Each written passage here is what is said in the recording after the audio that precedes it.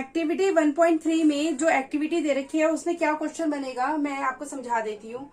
सबसे पहले zinc granules react with dilute hydrochloric acid. ठीक है, डाइल्यूट हाइड्रोक्लोरिक एसिड हो या फिर डाइल्यूट सल्फ्यूरिक एसिड हो, ठीक है, कुछ भी पूछा जा सकता है। Instead of hydrochloric acid sulphuric acid भी हो सकता है। ठीक है, तो आप क्या करेंगे? सबसे पहले जिंक ग्रैनुअल्स मीन्स, जैसे ग्रैनुअल्स मीन्स छोटे छोटे दाने। Zinc is an element, is a metal. ठीक है, तो क्या करेंगे? सबसे पहले जब आप जिंक को किसके साथ रिएक्शन कराएंगे, अभी राइट नाउ मैं डाइल्यूट हाइड्रोक्लोरिक एसिड ले लेती हूँ, that is HCl, it is dilute. ठीक है, जिंक जो सॉलिड में है, सॉलिड है, ये आपका हाइड्रोक्लोरिक एसिड जो है वो एक्वस है। यहाँ पे डाइल्यूट में यहां लिख लेती हूँ, एक्वस यहां लिख लेती हूँ। डाइल्यूट का मतलब समझिए, जो कंसंट्रेशन है, किसकी कंसंट्रेशन है? हाइड्रोक्लोरिक एसिड की, वो कम है as compare concentration in the concentrated hydrochloric acid. अब रिएक्शन होगी तो होगा क्या, देखिए। सबसे पहले आपको बताया काका नाना चाचा मामा सीरीज, तो मैं फिर से लिख देती हूँ। तो काका नाना चाचा मामा अंकल जीजू फूफा पापा हाइड्रोजन कॉपर सिल्वर गोल्ड। अब आप खुद बताइए, जो जिंक है, जिंक कहाँ पे है? यहाँ पे, और जो हाइड्रोजन है वो यहाँ पे है। इसका मतलब zinc is more reactive as compare to hydrogen. अगर आप कंपैरिजन करें रिएक्टिविटी का, तो जिंक की रिएक्टिविटी हाइड्रोजन से ज्यादा है। It's more reactive as compare to hydrogen. तो ये जिंक क्या करेगा? हाइड्रोजन को डिस्प्लेस करेगा। कहां से डिस्प्लेस करेगा? हाइड्रोक्लोरिक एसिड में से। तो यहाँ पे हाइड्रोजन हटेगी और यहाँ पे जिंक जाके लग जाएगी। तो जब जिंक जाके लगेगी तो जिंक और Cl, पर अभी मैं आपको इसका मॉलिक्यूलर फॉर्मूला लिखना समझाऊंगी कि कैसे लिखना है। जिंक क्लोराइड प्लस क्या निकलेगा? ये जो हाइड्रोजन है ये हाइड्रोजन एटम है, पर कभी भी हाइड्रोजन एटम जो होता है वो स्टेबल नहीं होता, इसलिए हाइड्रोजन क्या करेगा? एज ए हाइड्रोजन मॉलिक्यूल निकलेगा। Hydrogen molecule means hydrogen gas, यहाँ से हाइड्रोजन गैस निकल जाएगी। गैस के लिए हमेशा ऐसे दिखाते हैं, गैस के लिए हमेशा ऐसे दिखाते हैं एरो, और प्रेसिपिटेट के लिए हमेशा डाउनवर्ड डायरेक्शन में आपका एरो होता है। गैस का जो फॉर्म होता है या फिजिकल स्टेट होता है वो गैसियस होता है, जबकि प्रेसिपिटेट का कैसे होता है बेटा? सॉलिड। ठीक है, अब देखिए जरा, अब मैंने आपको कल समझाया था जिंक जो जिंक है उसकी वैलेंसी होती है +2। कल आपको लिखवाया था, आप खोल के देखें। Zn की वैलेंसी होती है 2, प्लस इज द चार्ज, और जो क्लोरीन होता है जिसे वो कहते हैं क्लोराइड, उसकी होती है -1। हेलोजन फैमिली समझाया था कल, ग्रुप 17 वाली, जिसमें 4 भाई थे, फ्लोरीन, क्लोरीन, ब्रोमीन और आयोडीन। इन सब के ऊपर -1 चार्ज होता है, means minus is the charge and 1 is the valency. अब आप देखेंगे जब आप इसको क्रिस क्रॉस करेंगे तो आपकी क्या होगा? प्लस और माइनस कट गए, यहाँ पे आपका क्रिस क्रॉस होगा, तो ZnCl2 मीन्स आपका यहाँ पे क्या बनेगा? ZnCl2। तो ये आपका बन गया है कंपाउंड। ठीक है, आप फिजिकल स्टेट की बात करें, कौन बताएगा फिजिकल स्टेट कैसी होगी? फिजिकल स्टेट इसकी aqueous, yes it should be aqueous. जब जिंक कहाँ है, कहाँ जा रहा है? हाइड्रोक्लोरिक एसिड के अंदर जा रहा है जो कि एक्वस है। तो यहां से हाइड्रोजन जब हटेगी और जिंक यहाँ पे लगेगी तो हाइड्रोजन गैस तो निकल जाएगी। देखो ऐसे होगा रिएक्शन। ये एक टेस्ट ट्यूब है, इसके अंदर क्या है? Dilute HCl। अब जब आप इसके अंदर क्या ऐड करोगे? जिंक ग्रैनुअल्स,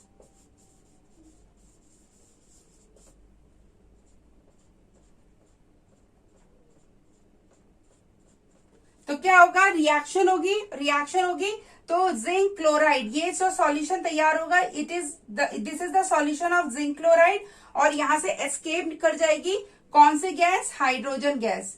कौन सी? H2 gas. क्लियर? जो कॉन्सेप्ट है ये 8th क्लास का कॉन्सेप्ट है। आपने मेटल्स एंड नॉन मेटल्स में पढ़ा था केमिकल प्रॉपर्टीज ऑफ मेटल्स। तो उसमें पढ़ा नहीं था आपने कैसे मेटल्स एसिड के साथ रिएक्शन करते हैं, how metals react with acid. When metal react with acid they form metal salt plus hydrogen gas. तो यही तो रिएक्शन है. क्या होता है जब भी कोई मेटल एसिड के साथ रिएक्शन करता है तो मेटल सॉल्ट बनता है, ये दिस इज मेटल सॉल्ट, और हाइड्रोजन गैस निकल जाती है. Which gas is evolved, which gas, कौन सी गैस निकल रही है बेटा रिएक्शन में, हाइड्रोजन गैस. और हाइड्रोजन गैस का कंफर्मेशन पता है किसी को, anyone knows the confirmation of hydrogen gas की, हाइड्रोजन गैस ही है. बहुत बढ़िया, excellent. It always burn with a pop sound. आप एक्टू पॉपकॉर्न ले आए अपने घर में, पॉपकॉर्न आप जब से कुकर के अंदर डालते हो तो कैसी आवाज आती है, पट पट पट पट पट पट पट पट आती है ना आवाज, बिल्कुल उसी आवाज के साथ यह गैस जो होती है वो बर्न करती है. आप बर्निंग स्प्लिंटर ले आओ, कोई जलती हुई माचिस ले आओ, कोई जलती हुई कैंडल ले आओ, आप देखोगे जो बर्निंग साउंड होगा वो पॉप साउंड होगा, पट पट पट पट. तो this is the confirmation that the released gas is hydrogen. Is it a chemical change, ये केमिकल चेंज इसलिए because a chemical reaction is happening. आप देखिए जो रिएक्टेंट था एंटायरली डिफरेंट प्रोडक्ट्स में कन्वर्ट हो गया. आपको कभी भी प्रोडक्ट से रिएक्टेंट वापस नहीं मिल सकता. So you are quite familiar that this type of reaction are called the chemical reaction and a chemical change is happening. Chemical change हो तो रहा है, chemical reaction हो रही है तो chemical change नहीं हो रहा. reactant से product बन रहे हैं, product से reactant थोड़ा ना बन जाएंगे. Write the chemical equation. We have written the chemical equation. Now अब हम इसको change कर लेते हैं. Now instead of dilute hydrochloric acid we use dilute sulfuric acid. तो डाइल्यूट सल्फ्यूरिक एसिड यूज करेंगे तो क्या होगा, zinc solid plus dilute H2SO4 you will get. अब देखिए यहां से जो जिंक है वो किसको डिस्प्लेस करेगी, हाइड्रोजन को. क्या बन जाएगा, जिंक सल्फेट प्लस, और ये जो H2 है as a hydrogen gas remove हो जाएगी. अब देखिए यहाँ पे इसका जो मॉलिक्यूलर फॉर्मूला है, Zn के ऊपर क्या चार्ज होता है, Zn के ऊपर होता है +2, सल्फेट के ऊपर होता है -2. आप क्रिस क्रॉस करेंगे यू विल गेट ZnSO4. ठीक है. और यहाँ पे आप बैलेंस भी करेंगे. बैलेंस में देखो यहाँ पे एक जिंक है, यहाँ पे भी एक जिंक है, यहाँ पे 2 हाइड्रोजन है, यहाँ पे 2 हाइड्रोजन है, यहाँ पे एक सल्फर है, यहाँ पे एक सल्फर है, यहाँ पे 4 हाइड्रोजन ऑक्सीजन है, यहाँ पे भी 4 ऑक्सीजन है. बैलेंस्ड इक्वेशन है. बट यहाँ पे देखिए यहाँ पे एक जिंक है, यहाँ पे एक जिंक है, यहाँ पे एक हाइड्रोजन है और यहाँ पे 2 हाइड्रोजन है. तो आप बैलेंस करने के लिए यहाँ पे 2 लगाएंगे. जब आप यहाँ पे 2 लगाएंगे तो आपकी 2 क्लोराइड हो जाएगी, तो यहाँ पे भी 2 क्लोराइड है. Now it is a balanced reaction. It is a balanced chemical reaction. अब रही बात कि मैम ये जो सल्फेट है SO4 है, ग्रुप ऑफ एटम्स जिसे हम बोलते हैं, इस सल्फेट के ऊपर -2 चार्ज कैसे आया, आप मुझे क्या बता सकते हो, समझा सकते हो, या हमें रटना पड़ेगा, याद करना पड़ेगा? नहीं, आपको रटना कुछ नहीं है, आपको सिर्फ समझना है. आप समझो कैसे. अगर आपके पास SO4 है तो देखिए सल्फर का एटॉमिक नंबर होता है 16, ऑक्सीजन का एटॉमिक नंबर होता है 8. मैंने कहा था आप 1 से लेके 20 तक याद करेंगे. तो जब आप 1 से लेके 20 तक याद करेंगे तो उसमें ऑक्सीजन का एटॉमिक नंबर होता है 8 और सल्फर का होता है 16. कॉन्फ़िगरेशन लिखिए तो KLM, कॉन्फ़िगरेशन 2 8 6, कॉन्फ़िगरेशन लिखिए 2 6. ठीक है. अब आप देखिए जो छोटा होगा वो जिद्दी होगा, मीन्स वो ज्यादा इलेक्ट्रोनेगेटिव होगा. तो छोटा कौन है, ऑक्सीजन, बिकॉज का एटॉमिक नंबर 8 है, छोटा ये है. तो इसका मतलब ये जिद करेगा 2 इलेक्ट्रॉन्स को लेने की एज कंपेयर टू सल्फर. तो ये 2 इलेक्ट्रॉन्स लेगा तो उसके ऊपर क्या चार्ज आएगा, -2. तो ऑक्सीजन के ऊपर कितना चार्ज आएगा, -2. पर आपके पास 4 ऑक्सीजन है, 4 ऑक्सीजन के एटम है तो 4 यहाँ लगाएंगे, 4 से यहाँ मल्टीप्लाई कर देंगे. इसका मतलब O4 के ऊपर क्या चार्ज आएगा, -8. अब सल्फर देखिए, सल्फर मैक्सिमम वैलेंसी कितनी शो करेगा, 6. उसके बाद 6 इलेक्ट्रॉन है, वो 6 इलेक्ट्रॉन दे देगा. तो सल्फर के ऊपर हो जाएगा +6। अब आप खुद बताइए मुझे, अब आपको इंटीजर अच्छी तरह आता है, यहाँ पे -8 है और यहाँ पे +6 है, तो ओवरऑल जो चार्ज आएगा SO4 के ऊपर कितना आना चाहिए? -2। समझ में आया? तभी मैंने यहाँ पे क्या लगाया था? -2। एक्टिविटी 1.2 में हमने रिएक्शन कराई थी lead nitrate aqueous, potassium iodide aqueous, इन दोनों की रिएक्शन करा के हमें क्या मिला था? Lead iodide plus lead iodide, ये लेड को हटाता है और बन जाता है पोटेशियम नाइट्रेट, पोटेशियम के नाइट्रेट KNO3, ठीक है, जो कि एक्वस है। जो लेड आयोडाइड है, ये लेड आयोडाइड जो होता है बेटा ये सॉलिड होता है, ये PPT होता है, प्रेसिपिटेट बनता है और उसका यह कलर होता है येलो। तो आप देखो चेंज इन कलर हो रहा है या नहीं हो रहा? हो रहा है या नहीं हो रहा? In this reaction change in colour as well as change in state. Aqueous से किसमें जा रहा है? एक्वस से सॉलिड। चेंज इन कलर, आप देखो कलर चेंज हो रहा है व्हाइट से येलो। तो यहाँ पे इस तरह की जब आप ऑब्जर्वेशंस को देखते हैं तो आप कह सकते हैं a chemical reaction is happening, a chemical change is happening.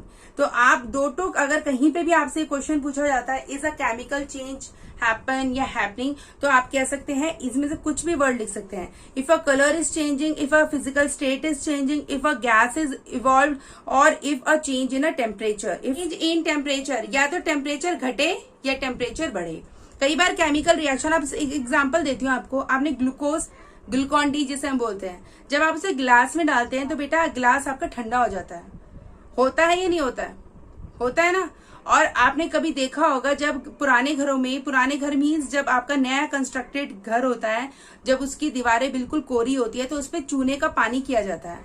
जब व्हाइट वॉश वाले भैया आते हैं, पुराने जमाने में ऐसे ही होता था, तो वो लेके आते हैं चूना व्हाइट कलर का, और पानी के अंदर उसे ओवरनाइट सोक करके रख देते थे।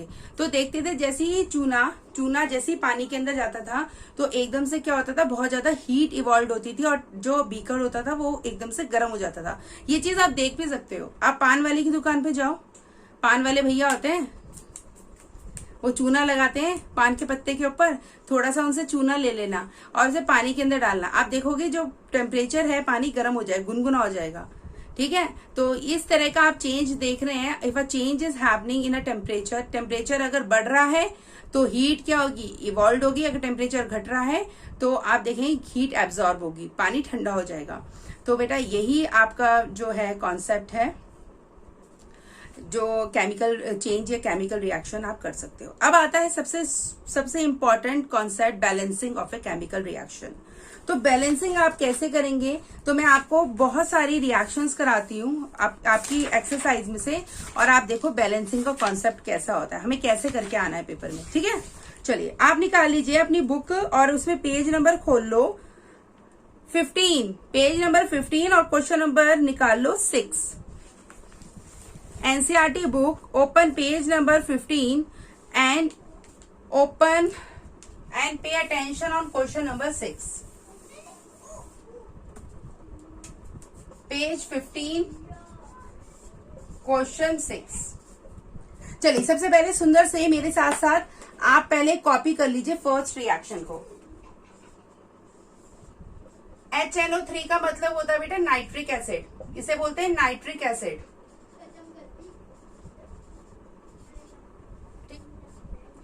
CaOH2, this is calcium hydroxide, जिसे हम स्लेट लाइन भी बोलते हैं, चूने का पानी, स्लेट लाइन। और ये स्लेट लाइन बनता कैसे है? देखिए, जब आप कैल्शियम ऑक्साइड को, जिसे हम बोलते हैं क्विक लाइन, पानी के अंदर डाल दोगे तो क्या बनेगा? CaOH2, slaked lime. ठीक है, तो रिएक्शन होगी कैल्शियम नाइट्रेट प्लस वाटर। देखिए कैल्शियम नाइट्रेट का फॉर्मूला आपको पता है, काका नाना चाचा मामा अंकल जीजू फूफा पापा। तो कैल्शियम की वैलेंसी होती है +2, काका, नाना, चाचा, मामा, अंकल, जीजू, फूफा, पापा, हाइड्रोजन, कॉपर, सिल्वर, गोल्ड, +1, +2, +3, +2, +2, +3, +1, +2, +1, -1, +1, +2, +1। अब देखो कैल्शियम की मैंने आपको बताई थी, कैल्शियम की +2 है ये रही, और नाइट्रेट की होती है -1। क्रिस क्रॉस करोगे, कैल्शियम नाइट्रेट बन गया ना। याद करते रहो कैसे बनाते हैं। हाइड्रोक्स कैल्शियम हाइड्रोक्साइड की देखो, कैल्शियम की होती है +2। अब आपको OH के ऊपर नहीं पता क्या चार्ज है, देखो ध्यान से समझो। OH ऑक्सीजन के ऊपर, एक ऑक्सीजन के ऊपर होता है -2। मैंने बताया था ऑक्सीजन का एटॉमिक नंबर होता है 8, कॉन्फ़िगरेशन होती है 2,6। 2 इलेक्ट्रॉन्स लेगा, उसके ऊपर -2 चार्ज आ जाएगा, -2। और हाइड्रोजन या तो +1 शो करेगी या -1। तो आप जानते हो हाइड्रोजन इस केस में +1 शो करेगी क्योंकि ऑलरेडी माइनस आ चुका है। तो ओवरऑल इसके ऊपर क्या चार्ज आएगा, -1। तो इसका मतलब OH के ऊपर क्या चार्ज आता है, -1। क्रिस क्रॉस कर दो, तो कैल्शियम हाइड्रोक्साइड। समझ में आ रहा है कैसे लिखते हैं वैलेंसी को? क्लियर हो रहा है? रट्टे तो नहीं मार रहे हैं?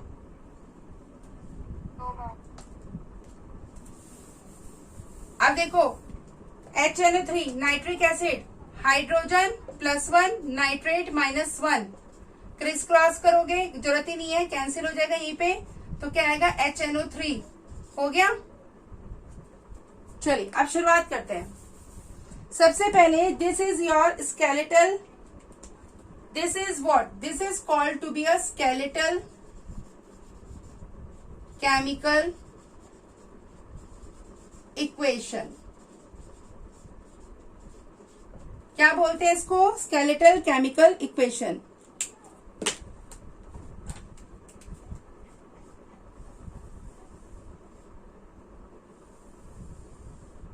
अब आप यहां पे एक लाइन बनाएंगे, यहां पे ऐसे लाइन बनाएंगे, यहां पे लिखेंगे आप एलिमेंट्स,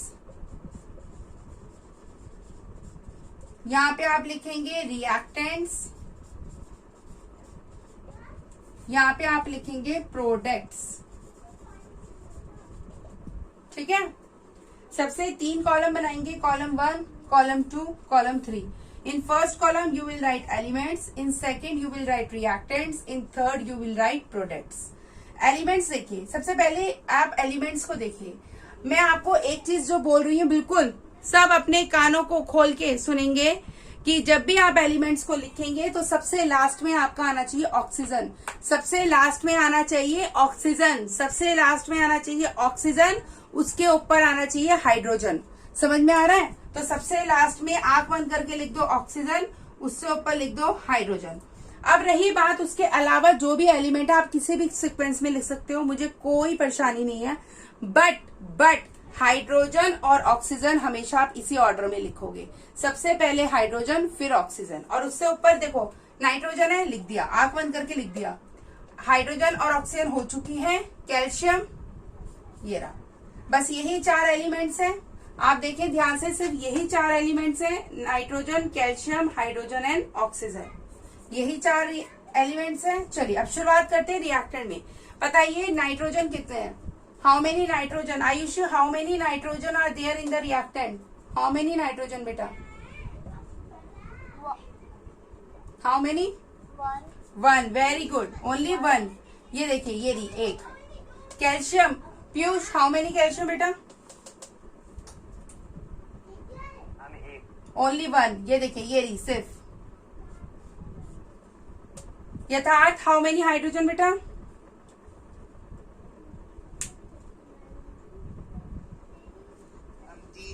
3, एक ये रही, और ये वाला जो 2 है वो यहाँ मल्टीप्लाई हो जाएगा, means hydrogen becomes 2, means 2 + 1 3। Oxygen Gargi how many oxygen बेटा, 4, ध्यान से देखो,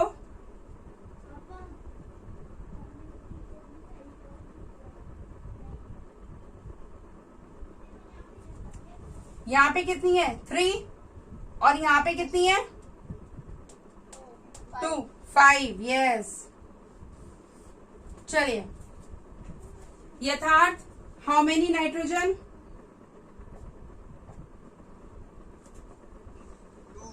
2 वेरी गुड। देखिए यहाँ पे ये रही नाइट्रोजन और ये रही नीचे 2।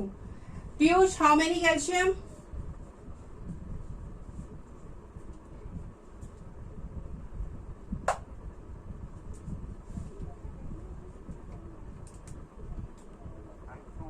How many calcium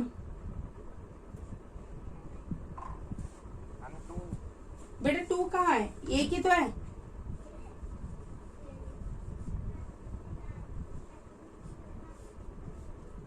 how many hydrogen Gargi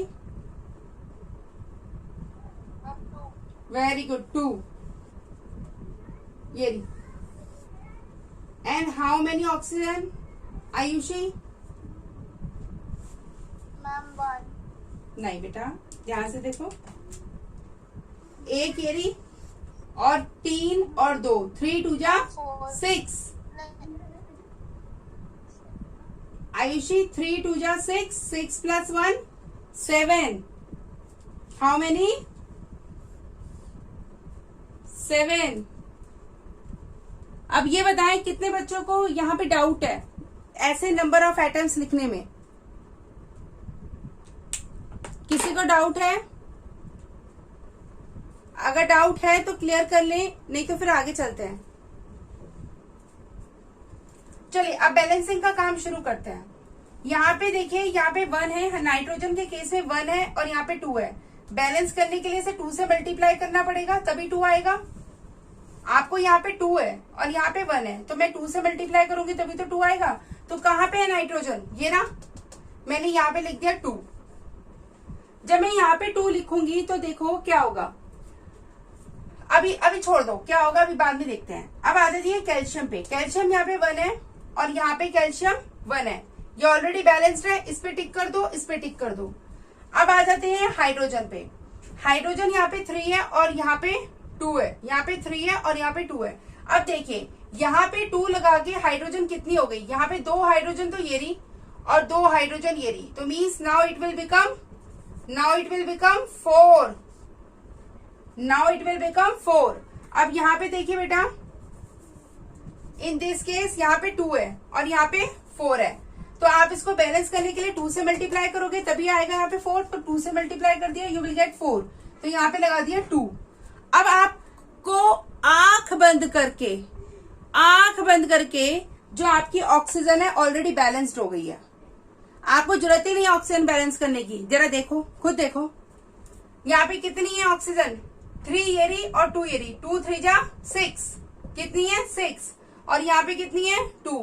तो 6 प्लस 2 8 कितनी हो गई 8।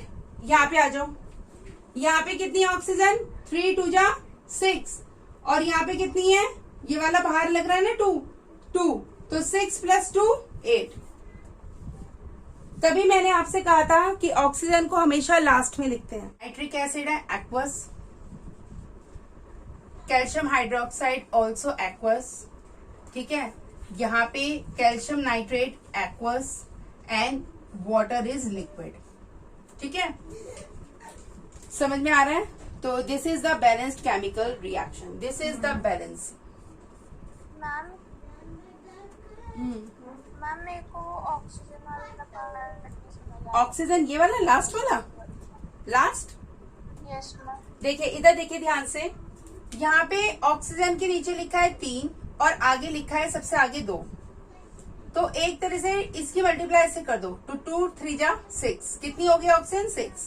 अब यहाँ पे देखो इस पूरे ब्रैकेट के नीचे 2 लिखा है और इस ब्रैकेट के अंदर O और H है। तो O कितनी हो गई 2 तो 6 ऑलरेडी थी 2 और हो गई तो कितनी हो गई 8। इधर आ जाइए यहाँ पे देखिए ये इस पूरे ब्रैकेट के अंदर नाइट्रोजन और ऑक्सीजन है और ऑक्सीजन के कितने एटम्स है 3 और नीचे क्या लिखा है 2 तो 3 2 जा 6। अब यहाँ पे देखो ऑक्सीजन कितनी है इस ऑक्सीजन इस पूरे के आगे क्या लग रहा है 2 तो यहाँ पे ऑक्सीजन कितनी हो गई 2 6 ऑलरेडी यहाँ थी 2 यहाँ पे है तो हो गई 8। 6 प्लस 2 8। चलिए कोई बात नहीं एक और करते हैं। एक और रिएक्शन लिख रहे हैं।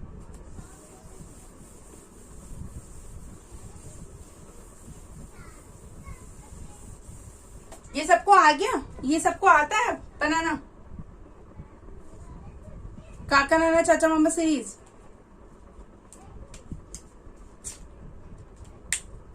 भाई बोलते क्यों नहीं हो तुम लोग हैं? अब तुम कुछ पूछोगे मैं भी चुप रहूंगी, फिर कैसा लगेगा तुमको? टिट फॉर ट्रैट। बोलते क्यों नहीं हो? पूछूंगी ही नहीं मैं, आंख बंद करके पढ़ाती रहूंगी, समझ में आए ना आए। बस अपना काम बनता, भाड़ में जाए जनता। ठीक है ना? इतनी एनर्जी तुम मेरी वेस्ट कराते हो। अरे बता दो बता दो बता दो, नहीं बताओगे तो अपना जाएगा तुम्हारा, मेरा क्या जाएगा? मुझे बताओ, तुम्हें ही नहीं आएगा समझ। चलिए, तो सबसे पहला काम क्या करेंगे, ये इसको हम बोलते हैं caustic soda. This is also called caustic soda, जिसका पीएच होता है ऑलमोस्ट इक्वल टू 14। बहुत ही ज्यादा करोसिव नेचर का होता है, बहुत ही ज्यादा करोसिव, जिसके ऊपर पड़ गया उसको खा जाएगा। जैसे एसिड्स होते हैं ऐसे ही ये होता है हमारा caustic soda. It is highly basic in nature. अब देखो, एक बेस है और एक एसिड है, एक नरम है और एक गर्म है, ठीक है? This is acid, this is strong base, this is strong acid. जब दोनों के बीच में रिएक्शन होगी तो this reaction is called the neutralisation reaction. अभी आप करेंगे आगे, मैं जो जो कॉन्सेप्ट आ रहा है मैं समझाती जा रही हूं। If a base react with acid, salt बनता है और वाटर निकल जाता है। इस तरह के रिएक्शन को कहते हैं न्यूट्रलाइजेशन रिएक्शन। न्यूट्रल हो रहा है मीन्स जो ये सॉल्ट है इसका जो पीएच है वो 7 होगा, neutral, not acidic not basic. इसका जो पीएच है, इसका पीएच होगा ग्रेटर देन 7, इसका पीएच होगा less than 7। PH is greater than 7, pH is less than 7। और जब एक स्ट्रॉन्ग बेस और एक स्ट्रॉन्ग एसिड आपस में रिएक्शन करते हैं तो सॉल्ट बनता है। जो सॉल्ट बनता है उसका पीएच होता है 7। It is neutral in nature, neutral, not acidic not basic, और वाटर निकलता है। इसे कहते हैं, इस रिएक्शन को बोलेंगे न्यूट्रलाइजेशन रिएक्शन। अभी आगे फ्यूचर में आपके काम आएगी। चलिए अब शुरुआत करें। तो शुरुआत में कैसे करेंगे, सबसे पहले 3 कॉलम्स बनाएंगे, कॉलम 1, कॉलम 2 और कॉलम 3। सबसे पहले कॉलम में लिखेंगे एलिमेंट्स, फिर लिखेंगे रिएक्टेंट्स, फिर लिखेंगे प्रोडक्ट्स। क्लियर? चलिए, मैंने अभी आपको पढ़ाया था तो क्या बोला था, सबसे लास्ट में हम किसको लेंगे, सल्फर को, सोडियम को, ऑक्सीजन को, और उससे ऊपर हाइड्रोजन को। बहुत बढ़िया। तो आंख बंद करके सबसे पहला काम करना है, हाइड्रोजन और ऑक्सीजन को लिख दें। उसके बाद जो भी एलिमेंट्स हैं उनको रैंडमली जैसा आपका मन करे आप अपने हिसाब से लिख दो। सोडियम है Na और हमारा सल्फर है, हाइड्रोजन और ऑक्सीजन हमने लिख दिया।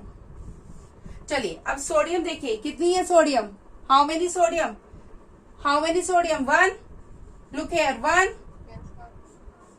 How many sodium 2, how many sulphur 1, how many sulphur 1, how many hydrogen 1 यहाँ पे है और 2 यहाँ पे है, तो 1 + 2 3। हाइड्रोजन कितनी है, ओनली 2। ऑक्सीजन एक यहाँ पे है 1 और यहाँ पे 4 है, तो 5। ऑक्सीजन 4 यहाँ पे है और 1 यहाँ पे है, 5। चलिए बैलेंसिंग का काम शुरू करते हैं। तो यहाँ पे 1 है और यहाँ पे 2, तो इसे 2 से मल्टीप्लाई कर देते हैं ताकि 2 मिल जाए, तो 2 यहाँ पे करेंगे। हाँ बेटा, प्रोडक्ट साइड में ना फर्स्ट वाला दिख नहीं रहा, ये वाला नहीं दिख रहा, फ्रैक्शन आ ऊपर में हम इक्वेशन में। अच्छा अच्छा, इक्वेशन ही दिख रही, रुकिए। अब हाँ, आप देख रही बैलेंस हो गया, टिक कर दें। यहाँ पे सल्फर 1 है, यहाँ पे भी सल्फर 1 है, ठीक है। अब देखिए हाइड्रोजन यहाँ पे 3 है, यहाँ पे 2। अब देखते हैं दोबारा से, यहाँ पे हाइड्रोजन कितनी हो गई, 2 यहाँ पे है और 2 यहाँ पे है, 2 यहाँ पे है और 2 यहाँ पे है, तो कितनी हो गई 4। और यहाँ पे कितनी है हाइड्रोजन 2, तो यहाँ पे 2 से मल्टीप्लाई कर दो, 4 मिल जाएगा। ऑक्सीजन बैलेंस हो गई। देखो यहाँ पे कितनी है 2 ऑक्सीजन और 4 ऑक्सीजन यहाँ पे है, तो हो गई 6। यहाँ पे देखो 4 यहाँ पे है और 2 यहाँ पे हो गई 6। Clear? Is it clear to all of you? Yes ma'am. Yes ma'am. तो मैं आपको होमवर्क दे रही हूँ, अभी मैं वाइंड अप कर रही हूँ क्लास को। तो 2 आपका होमवर्क है, क्वेश्चन नंबर 6 में सी और डी आप बैलेंस करेंगे अपने आप। होमवर्क है क्वेश्चन 6 सी एंड डी, जो कि हम डिस्कस करेंगे ऑन 6th में। आज क्या है, today is 5 yes ma'am. 7, this we will discuss on 7th। कल हम करेंगे मैथ्स। जो मैंने आपको होमवर्क दिया था ना, याद है मैंने आपको होमवर्क दिया है सब्स्टिट्यूशन से रिलेटेड, वो कल मैं डिस्कस करूंगी, इसलिए वो करके रखेंगे काम, ठीक है। चलिए बेटा कल मिलते हैं। Yes ma'am. बाय बेटा, बाय।